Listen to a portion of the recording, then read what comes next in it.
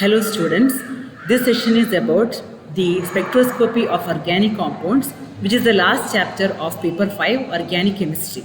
In this session, you will learn about introduction to spectroscopy, electromagnetic radiation and different terms used to express electromagnetic radiation. So when we talk about spectroscopy, it deals with the study of interaction of matter with electromagnetic radiation. It is a very useful technique to provide the molecular structure information. So in this technique, it provides a range of qualitative and quantitative information which are used in analytical chemistry. Especially in the field of organic chemistry, these type of spectroscopic techniques are highly essential to identify the molecular structure of the compounds. This spectroscopy can be broadly classified into UV spectroscopy, IR, NMR, that is nuclear magnetic resonance spectroscopy, and Mars spectroscopy.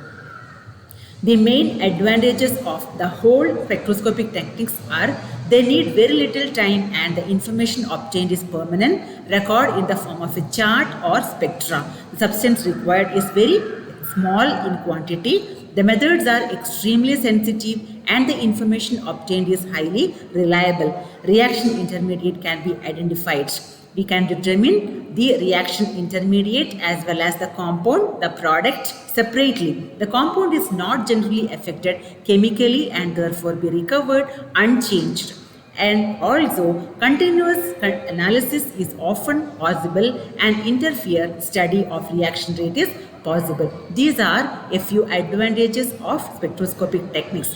Whatever it is, whether it is UV, IR, NMR, whatever, all spectroscopy have a few of these advantages. Before we go to understand about spectroscopy, we should know about what do you mean by electromagnetic radiation, because all radiation with which the matter is interacting is electromagnetic radiation. So electromagnetic radiation is a form of energy which possesses dual character. It travels in space in the form of wave and also in the form of small particles called quanta. It has dual character. It has both electric and magnetic properties. That is why it is termed as electromagnetic radiation. And these electromagnetic radiations are characterized by certain parameters like wavelength, frequency, wave number, amplitude, etc. All these things you would have learned in the earlier classes. So electromagnetic radiation, there are many different type of radiations like X-ray, gamma ray, UV, visible, IR, etc. All these electromagnetic radiations can be arranged in the increasing or decreasing order of their energy, and that arrangement is termed as electromagnetic spectrum.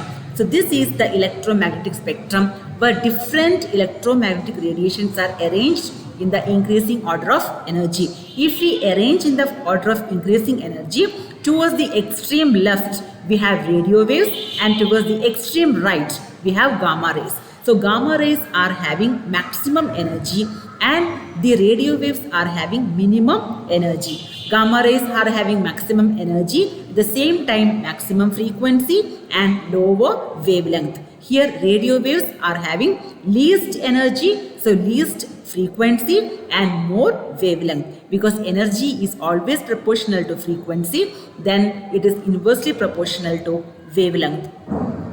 And the energy of electromagnetic radiation can be expressed as E is equal to h nu. It is the equation E is equal to Planck's equation. E is equal to h nu hc by lambda, where h is the Planck's constant and has the value 6.62 into 10 power minus 34. Then c is velocity of light. So nu can be represented as c by lambda. Nu, the frequency, can be calculated as c by lambda.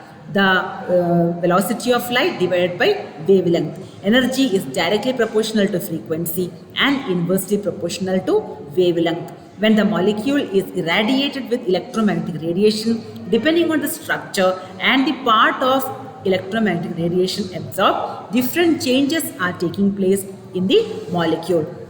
So that is leading to spectroscopy. So in spectroscopy, the matter, the organic molecule is interacting with electromagnetic radiation. when the electromagnetic radiation is interacting, depending on the energy of the particular electromagnetic radiation, there will be a lot of changes happening in the molecule. For example, it can be electronic transition, it can be vibrational transition, it can be rotational transition, etc. So it all depends on the energy of electromagnetic radiation. So in this session, you would have learned about introduction to spectroscopy as well as introduction to electromagnetic radiation, their classification, their application, etc.